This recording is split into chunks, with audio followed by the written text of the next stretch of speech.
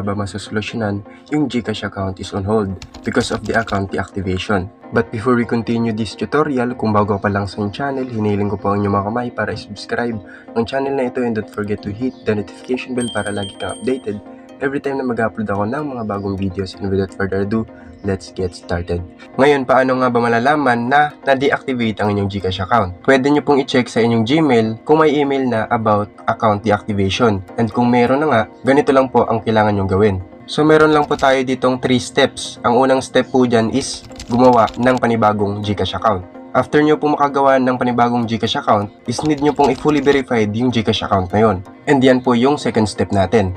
Then last step po natin is magpa-file po tayo ng request for transfer of funds. So ngayon, ituturo ko sa inyo kung paano mag-file ng request for transfer of funds. Ngayon, punta lang tayo sa Chrome or any browser na available sa inyong mga phone. Then, si-search lang natin dito yung GCash.